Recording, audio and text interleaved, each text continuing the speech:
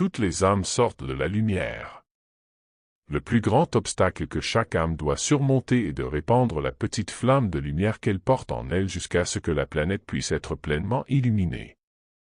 Tout n'est qu'illusion. Notre nature spirituelle est notre seule véritable identité.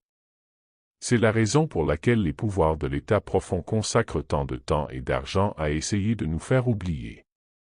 Ils utilisent des techniques subtiles pour maintenir nos esprits en captivité. C'est là que réside la véritable magie. Si vous ne pouvez pas le voir à temps, vous êtes vaincu. Tout n'est qu'illusion. Bientôt, les gens découvriront leurs véritables origines, qui est ce qu'ils sont vraiment, et ce qui se passe réellement. Le premier calendrier du monde. Le plus vieux secret du monde concerne nos origines, qui nous ont été cachées pendant des centaines de siècles. Ni la théorie de l'évolution, ni la théorie de la création n'expliquent l'origine véritable de l'individu humain.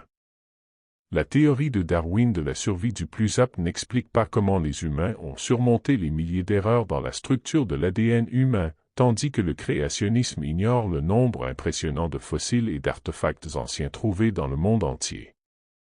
Il est clair qu'un nouveau modèle fiable de nos origines est nécessaire.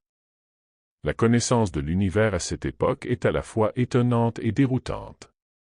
Tout le concept d'astronomie sphérique, y compris le cercle à 360 degrés, l'arc céleste, l'horizon, l'axe céleste, les pôles, l'écliptique, le phénomène du jour et de la nuit, etc., est soudainement apparu en Sumer, note l'auteur Alfort. La connaissance des mouvements du Soleil et de la Lune par les Sumériens a conduit à la première calendrier du monde, qui a ensuite été utilisé pendant des siècles par les Sémites, les Égyptiens et les Grecs. Âmes incarnées. La planète Terre est l'école la plus difficile, mais aussi la plus désirable. Vous êtes un chercheur d'or venu des étoiles, et vous êtes venu sur cette planète pour rechercher ce qui a le plus de valeur, non seulement pour vous individuellement, mais pour votre monade tout entière, et, selon le plan du Créateur, pour emporter cette expérience dans le cosmos infini. La Terre, en tant qu'école de l'âme, est conçue pour être l'une des plus difficiles, mais aussi l'une des plus désirables, des nombreuses écoles qui composent l'échelle de l'ascension et de l'évolution. Ici, chacun est mis à l'épreuve par les épreuves les plus difficiles qu'un être conscient puisse vivre. En fait, le plus grand obstacle que chaque âme doit surmonter est de répandre la petite flamme de lumière qu'elle porte en elle jusqu'à ce que la planète puisse être pleinement illuminée, car la Terre a évolué dans une obscurité énergétique et une fréquence presque complète. En tant que monde d'épreuve et de réconciliation, les âmes qui se sont inscrites à l'apprentissage sont également venues avec la tâche de répandre la lumière. Elles savaient toutes les difficultés auxquelles elles seraient confrontées et la longue période qui serait nécessaire avant que l'obscurité ne disparaisse et que le cycle ne prenne fin. Maintenir un minimum de lumière. Depuis la formation de la planète Terre, sa position géographique était au bord de la Voie lactée, dans le bras d'Orion, et c'est aussi la raison de la faible incidence de la lumière photonique. Maintenir un minimum de lumière ici pendant des éons faisait partie des plans de ces âmes qui ont atterri ici pour toujours. Vous êtes l'une de ces âmes. Votre mission est grande pour cette seule raison, sans parler de tous les autres objectifs qui se réaliseront dans l'infini du temps. On vous a confié la mission d'ancrer la lumière ici, mais on vous a également donné la liberté de choisir parmi un nombre infini d'autres possibilités, ce qui vous donne maintenant le statut de maître ascensionné. Ce niveau n'est atteint que par les âmes prêtes pour l'ascension. En tant qu'âme incarnée, chacun possède les mêmes capacités, même dans des vies différentes, car le programme est le même pour tous. Le libre arbitre est la loi maîtresse qui détermine ce que chaque âme veut vivre individuellement et collectivement dans chaque incarnation.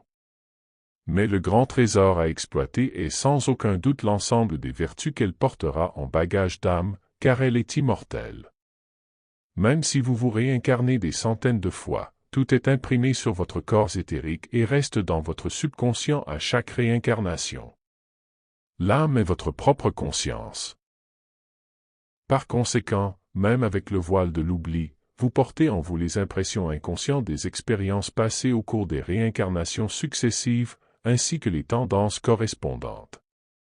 Si vous pouviez vous souvenir de vos vies passées, vous verriez que tout est une continuité.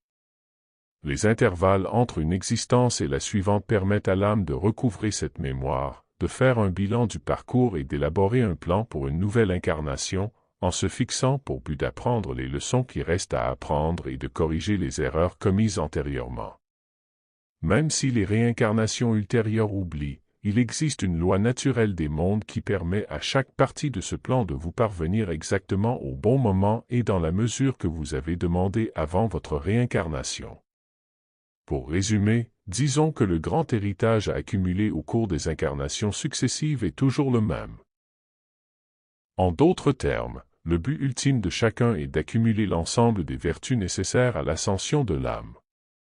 Ce sont ces vertus acquises et imprimées dans chaque âme qui créent la fréquence nécessaire pour établir un canal sûr pour traverser le pont dimensionnel qui mènera l'âme à la nouvelle terre, pour laisser le monde des réconciliations et des épreuves derrière elle, une fois pour toutes, alors que l'âme s'élève vers un monde de régénération. Bien qu'il ne semble pas y avoir de solution immédiate à cette situation, l'énergie nécessaire à la percée se développe dans l'humanité. Un jour, personne ne peut prédire, de manière tout à fait inattendue, l'ampleur des mensonges seront révélés et remarqués par les masses lorsqu'elles réaliseront qu'elles ont été trompées par leurs autorités. Les âmes ont oublié qui elles sont. Les âmes qui s'incarnent actuellement sur notre planète tridimensionnelle ont oublié qui elles sont, d'où elles viennent et ce qu'elles sont venues faire ici. C'est la règle dans cette école 3D, car c'est ainsi que se fait l'apprentissage, en créant pendant que l'âme est sous le voile de l'oubli. Le temps est venu et la transition s'accélère chaque jour, car chaque âme est une conscience individuelle qui a en quelque sorte appris ce que signifie vivre, survivre, créer et évoluer dans un monde tridimensionnel soumis au voile de l'oubli et à toutes les expériences de la vie matérielle, mais aussi évoluer éthiquement et moralement malgré les tentations de nombreux raccourcis dans la vie. Sachez que, contrairement à ce qu'on nous a enseigné, la vie est continue. Seul le corps physique connaît la mort. Mais l'âme, avec son corps éthérique, continue sa route, au-delà de la tombe, vers les ceintures astrales de la Terre, en fonction de la fréquence au moment de l'incarnation. Pas besoin de réincarnation.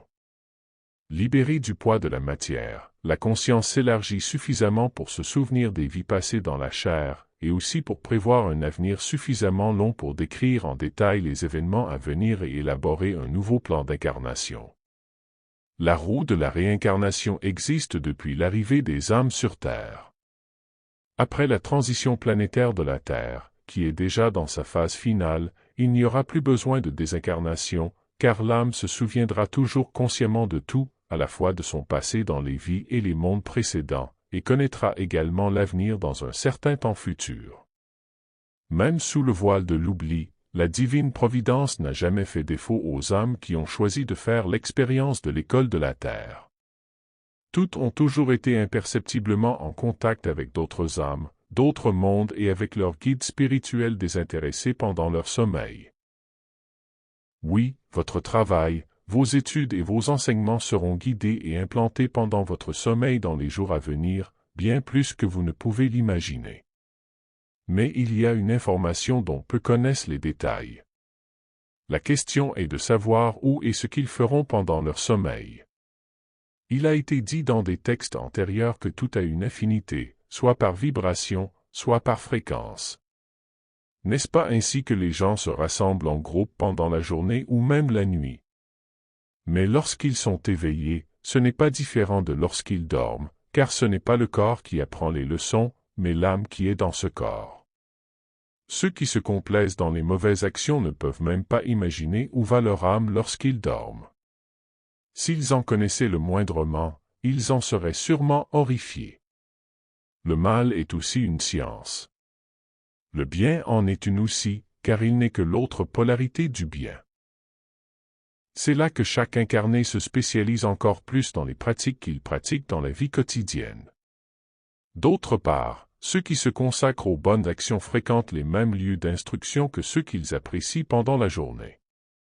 Ils sont instruits et assistés par de nombreuses phalanges de bons esprits, d'anges et d'archanges. En bref, toutes les âmes viennent de la lumière.